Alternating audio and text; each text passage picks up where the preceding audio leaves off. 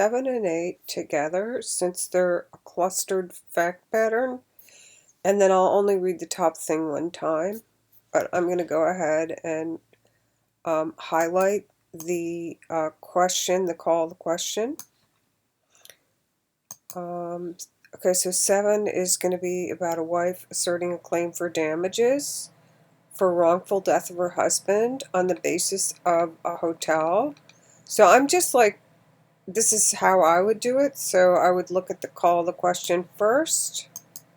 And then in this other one, it says if wife asserts a claim for damages to the motel based on emotional distress, will wife prevail? Immediately it goes off in my head EEID or and neglectful, either intentional or neglectful in infliction of emotional distress. So let's take a look at the fact pattern and see what this person is.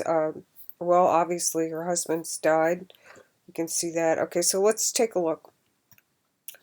Husband and wife were staying at a motel which had a large swimming pool. A state statute required that the owners of the hotel and motel pools must, during the time that the pool was open for use and no lifeguard was present, post in a prominent place by the pool a sign of specified size stating, "Warning, no lifeguard present."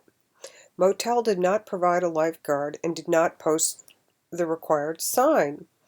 One afternoon the wife went sightseeing and the husband remained at the motel. When wife returned, she learned that her husband had been seen swimming in the pool and was later found drowned. There were no witnesses to the drowning. Wife suffered severe emotional shock when she learned of husband's death and had to be hospitalized under the care of a physician for several days. Okay, so now we're going to look at the first question on this.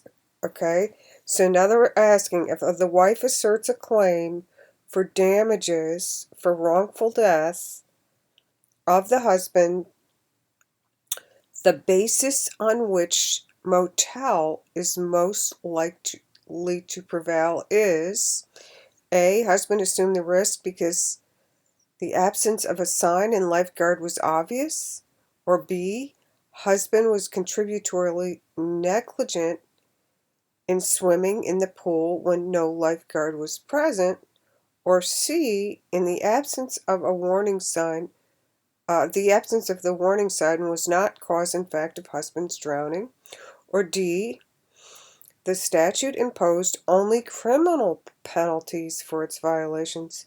So what would you like to put down? I'm going to go ahead and tell you what the answer is, so pause it if you don't want to hear the answer yet. And the answer is C. The absence of a warning sign was not a cause and fact of husband's drowning. So this is the basis that hotel is most likely to prevail. They're not a cause and fact. The warning sign was not a cause and fact. So now let's take a look at 8. Wife asserts a claim for damages against motel based on her emotional distress. Will wife prevail? A. Yes, because wife sustained demonstrable emotional distress. B. Yes, because motel violated a criminal statute. C. No, because wife was not present when husband drowned. Or D. No, because wife did not suffer any physical impact. Okay, so go ahead and pause it if you don't want to hear now. I'm going to tell you. So it's C. And so basically there are, if you go look at your outline, the reason is the wife was not present, and for emotional distress, there's a number of cases that you probably learned in tort law about negligent and intentional emotional distress, and the different views, Cardozo's and Andrews, and basically it's really, that's one of those things that's kind of hard to, you know,